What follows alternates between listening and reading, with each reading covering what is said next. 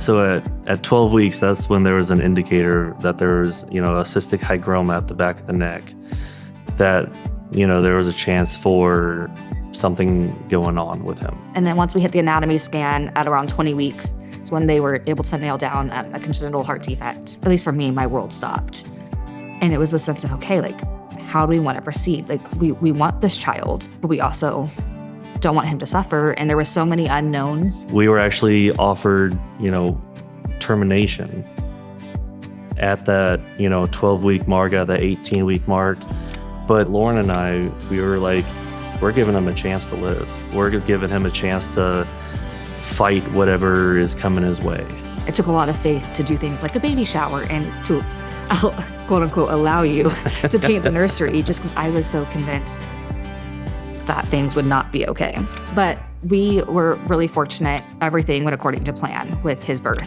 It was a really smooth delivery. They were able to place him on my chest right away. So we did have a little bit of really wonderful time to just spend with him before they took him to the NICU. That night, Baker was having some trouble with his oxygen, so they actually had to intubate him. And then a few days after that, he got his first catheter procedure. About a week later is when we found out that he was going to need open heart surgery, just because the first procedure was not successful. And then, maybe 2 days later, that was when he had his first coding event. Essentially, he forced the doctor's hands of yeah, give me the surgery. I need it.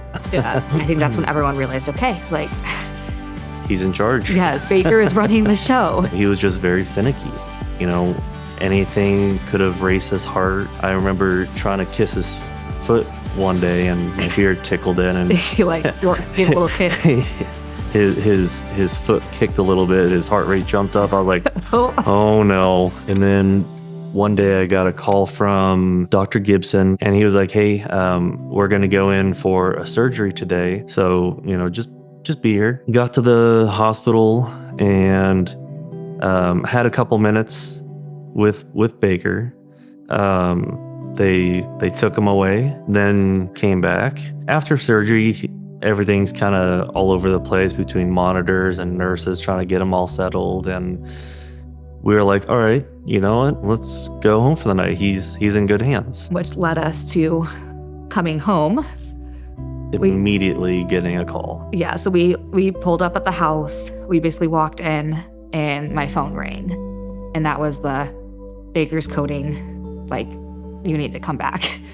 And gosh,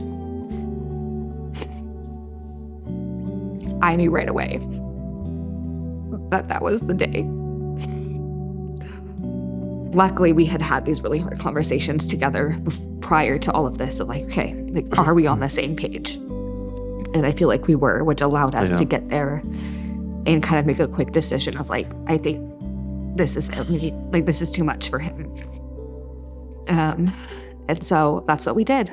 They stopped compressions. They cut all the cords. They wrapped them up, and we were there for hours. It was the first time we got to hold him without all the wires and all of that. So there was this weird beauty to it where it was so painful, but it was also wow, this is what this is supposed to be like.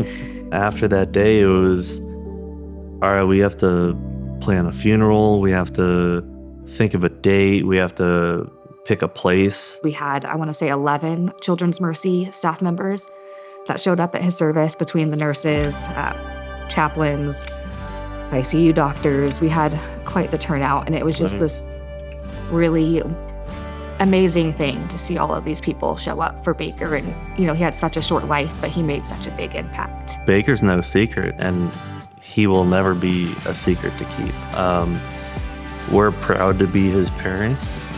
Oh, that got me. Oh, no. Just because they die doesn't mean they stop being your child. Anyone who meets us, they know we have a son. They know the story.